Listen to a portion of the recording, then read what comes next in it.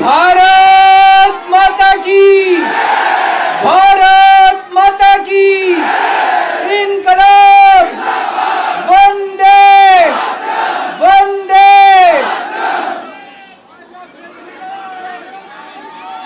आप सब लोगों का तहे दिल से बहुत बहुत शुक्रिया।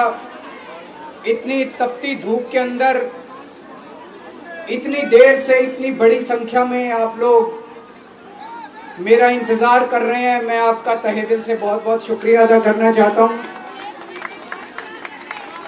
जितने लोग इस वक्त टीवी में देख रहे हैं उन सब दर्शकों का भी मैं तहे दिल से शुक्रिया अदा करना चाहता हूं। सबको मेरा नमस्कार, सबको मेरा प्रणाम। दोस्तों, सीधा जेल से मैं आप लोगों के बीच में आ रहा हूं। आपके बीच में आके बहुत अच्छा लग रहा है। 50 दिन के बाद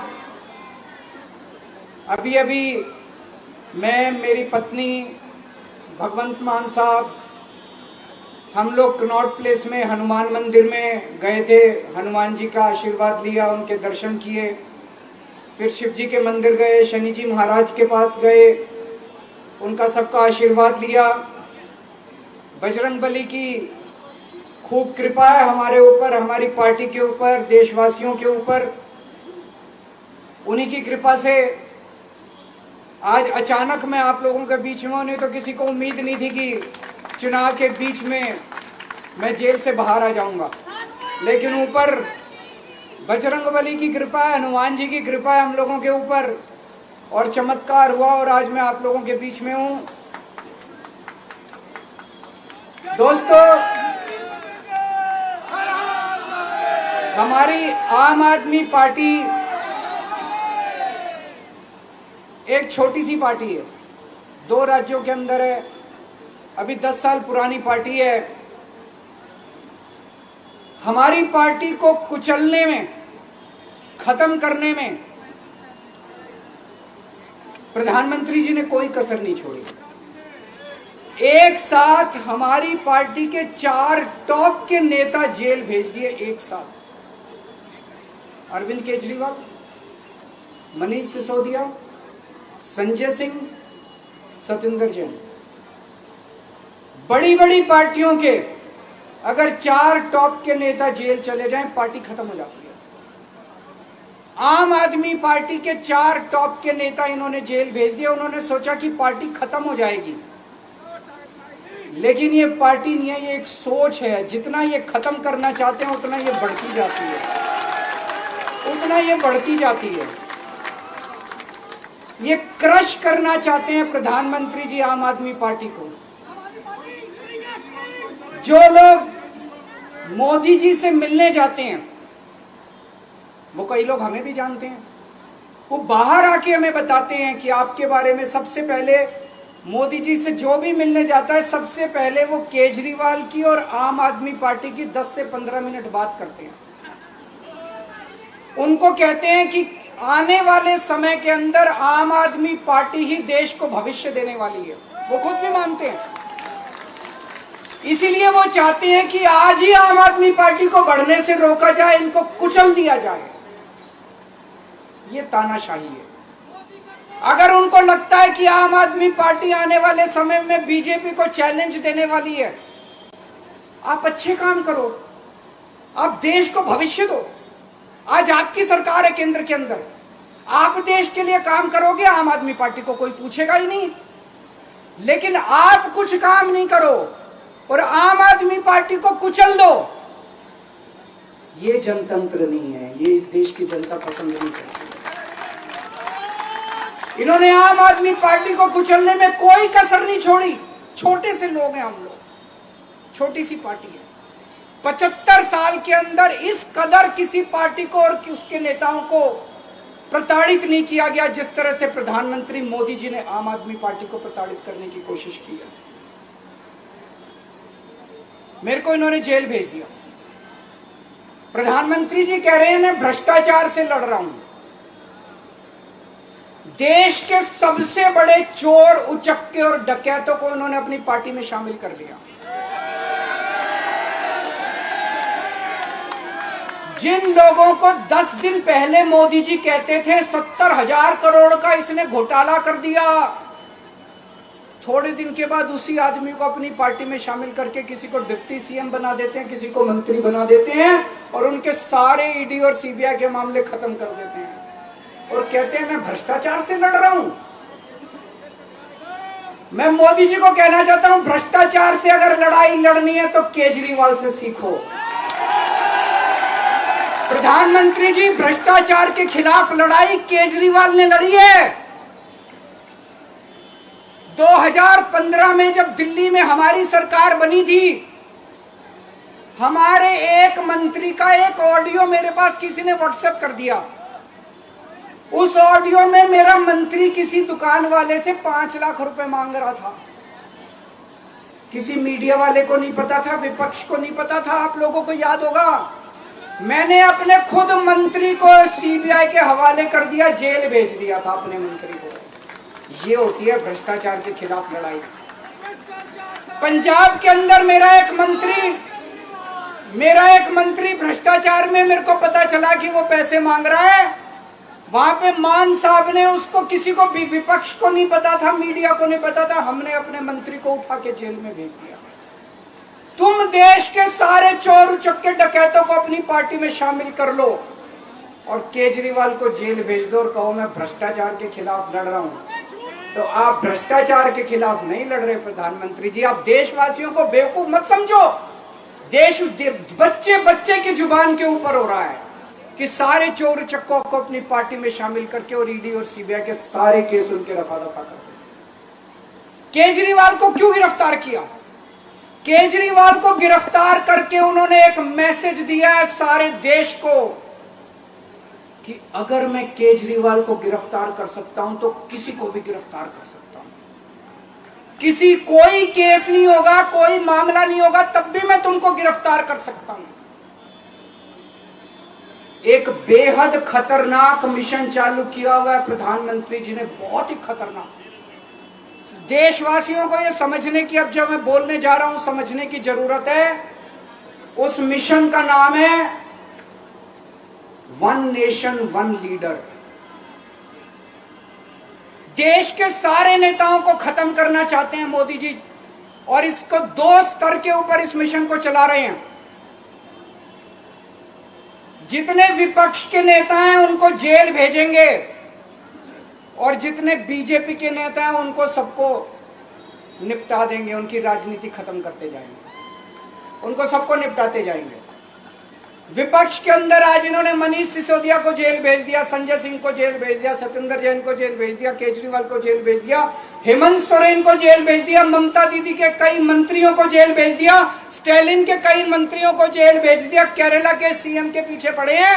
अगर ये चुनाव जीत गए, मेरे से लिखवा लो एफिडेविट के ऊपर, थोड़े दिन के बाद ममता दीदी जेल में होंगी, तेजस्वी यादव जेल में होगा, स्टालिन साहब जेल के अंदर होंगे, पिनरई विजयन जेल के अंदर होंगे, उद्धव ठाकरे जेल के अंदर होंगे, जितने विपक्ष के नेता ये सारे जेल के अंदर होंगे। अगर ये चुनाव जीत गए, इन्होंने बीजेपी का एक नेता नहीं छोड़ा। आडवाणी जी की राजनीति खत्म कर दी इन्होंने, मुरली मनोहर जोशी की राजनीति खत्म कर दी, सुमित्रा महाजन की, शिवराज सिंह चौहान जिसने मध्य प्रदेश का चुनाव जीत के दिया इन लोगों ने, शिवराज सिंह चौहान ने उसको मुख्यमंत्री नहीं बनाया, उसकी राजनीति खत्म कर दी। वसुंधरा राजे की राजनीति खत्म कर दी इन्होंने, खट्टर साहब की राजनीति खत्म कर दी, डॉक्टर रमन सिंह की राजनीति खत्म कर दी। अब अगला किसका नंबर है? योगी आदित्यनाथ। अगर ये चुनाव जीत गए, मेरे से लिखवा लो, 2 महीने के अंदर उत्तर प्रदेश का मुख्यमंत्री बदल देंगे। योगी आदित्यनाथ की राजनीति खत्म करेंगे, उनको भी निपटा देंगे। यही तानाशाही है दोस्तों। वन नेशन वन लीडर ये चाहते हैं, एक ही तानाशाह इस देश के अंदर बचेगा, एक ही तानाशाह इस देश के अंदर बचेगा। हमारा देश बहुत महान है, 4000 5000 साल पुराना हमारा देश है। इसके पहले पिछले 4000 साल में कई मौके आए जब इस देश के ऊपर तानाशाहों ने कब्जा करने की कोशिश की। लेकिन हमारे देश के लोगों ने उन तानाशाहों का तख्ता उखाड़ के फेंक दिया।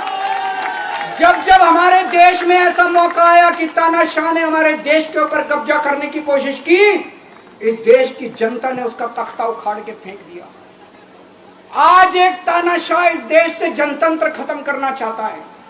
आज एक तानाशाह इस देश से लोकशाही खत्म करना चाहता है। मैं पूरे तन मन धन से लड़ रहा हूं, संघर्ष कर रहा हूं उस तानाशाह के खिलाफ। 140 करोड़ लोगों का साथ चाहता हूं मैं। मेरे अकेले के करने से नहीं होगा। 140 आज मैं आप लोगों से भीख मांगने के लिए आया हूं। 140 करोड़ लोगों से 140 करोड़ लोगों से भीख मांगने के लिए आया हूं। मेरे देश को बचा लो, मेरे भारतवर्ष को बचा लो, मेरा भारत बहुत महान है। इस तानाशाही से बचा लो मेरे दोस्त, मेरे देश को।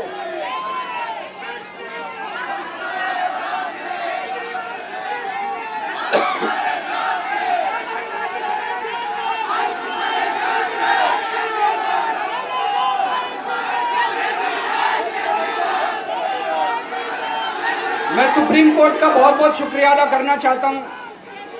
उन्होंने 21 दिन दिए हैं, एक एक दिन में 24 घंटे हैं। मैं एक दिन में 24 में से 36 घंटे काम करूंगा। पूरे देश भर में घूमूंगा इस तानाशाही को रोकने के लिए। दोस्तों, जितनी मेरे अंदर ताकत है, मेरा सब कुछ कुर्बान है देश के लिए। मेरा तन मन धन सब कुछ कुर्बान है मेरे देश के लिए। मेरे खून का एक एक कतरा मेरे देश के लिए, मेरे शरीर का एक एक कतरा, मेरी जिंदगी का एक एक पल मेरे देश के लिए। मेरे देश को बचाने के लिए मैं पूरे देश में जाऊंगा। दोस्तों, अब एक बहुत महत्वपूर्ण बात करने जा रहा हूं, उसको ध्यान से सुनना। ये लोग इंडिया गठबंधन से पूछते हैं आपका प्रधानमंत्री कौन होगा। मैं बीजेपी से पूछता हूं आपका प्रधानमंत्री कौन होगा। आप लोग सोच रहे होंगे केजरीवाल क्या बात कर रहा है, मोदी जी होंगे। नहीं, मोदी जी अगले साल 17 सितंबर को 75 साल के हो रहे हैं। बीजेपी के अंदर मोदी जी ने 2014 में मोदी जी ने खुद ने रूल बनाया था कि बीजेपी के अंदर जो भी 75 साल का होगा उसको रिटायर कर दिया जाएगा।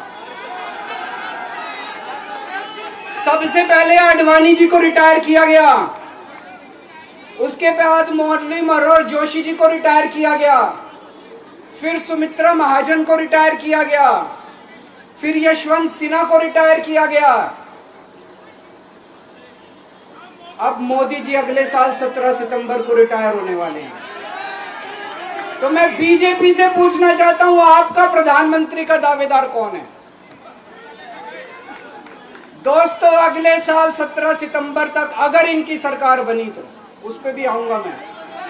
अगर इनकी सरकार बनी तो पहले अगले 2 महीने में योगी जी को निपटाएंगे ये, और उसके बाद मोदी जी के सबसे खास अमित शाह को ये प्रधानमंत्री बनाएंगे। तो मैं लोगों को, देश के लोगों को आगाह करना चाहता हूं, मोदी जी अपने लिए वोट नहीं मांग रहे। मोदी जी अमित शाह को प्रधानमंत्री बनाने के लिए वोट मांग रहे हैं। मैं पूछना चाहता हूं मोदी जी से और अमित शाह जी से, ये मोदी की गारंटी पूरी कौन करेगा? क्या अमित शाह मोदी की गारंटी पूरी करेंगे?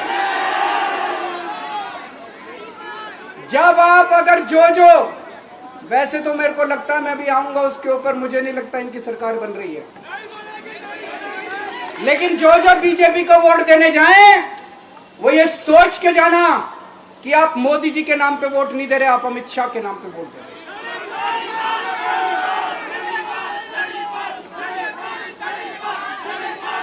अब एक खुशखबरी है आप लोगों के लिए, अब एक खुशखबरी है। सबको बता देना जो मैंने बातें कही है, बड़ी सोच समझ के कही है। वहां बैठ के यही सोच रहा था 50 दिन से।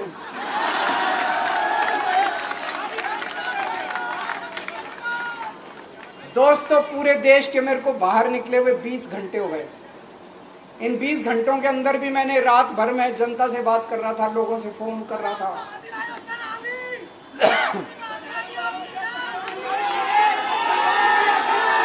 क्या बोल रहे?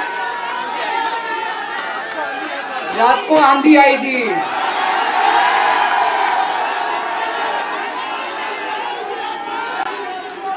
पिछले 20 घंटे में मैंने जो बातचीत करी है, कई बड़े बड़े एक्सपर्ट से बात की, चुनाव विश्लेषकों से बात की, सेफोलॉजिस्ट से बात की, जनता से बात की, फोन पे लोगों से।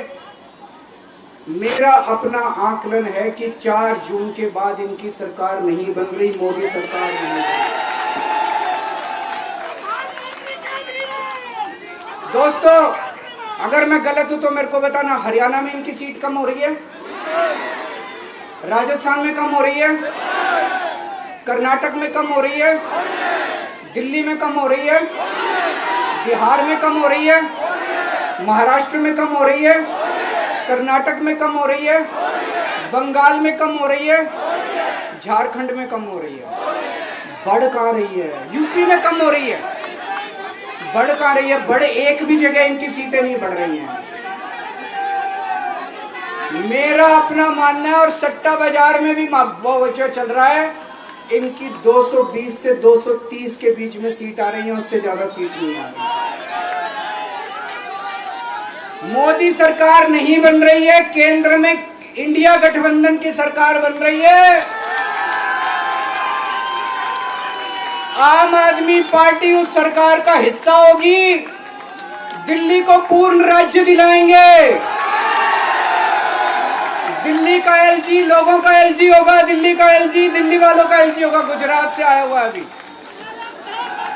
दिल्ली के लोगों का एलजी होगा, दिल्ली के लोगों का विकास होगा। एक और पॉइंट है, जब मैं जेल के अंदर था तो कुछ लोगों ने यह मुद्दा उठाया, केजरीवाल सीएम पद से इस्तीफा क्यों नहीं देता। दोस्तों, केजरीवाल को कभी किसी पद का लालच नहीं हुआ। मैं आप मंत्री, मुख्यमंत्री, प्रधानमंत्री ये सब बनने नहीं आया। इनकम टैक्स में कमिश्नर की नौकरी करता था। कमिश्नर की नौकरी छोड़ के दिल्ली की झुग्गियों के अंदर 1 नहीं, 2 नहीं, 3 नहीं, 10 साल तक मैंने दिल्ली की झुग्गियों के अंदर काम किया है, सुंदर नगरी और नंद नगर की झुग्गियों के अंदर, इनकम टैक्स कमिश्नर की नौकरी छोड़ के। जब मेरे को दिल्ली की जनता ने पहली बार सीएम बनाया, असूलों के ऊपर 49 दिन के अंदर सीएम पद से इस्तीफा दे दिया था। एक चपरासी की नौकरी कोई नहीं छोड़ता। सीएम बनने के लिए लोग अपना दायां हाथ कटाने के लिए तैयार होते हैं। मैंने खुद से अपने आप सीएम की कुर्सी को लात मार दी थी 49 दिन के अंदर। मेरे लिए सीएम पद इंपॉर्टेंट नहीं है।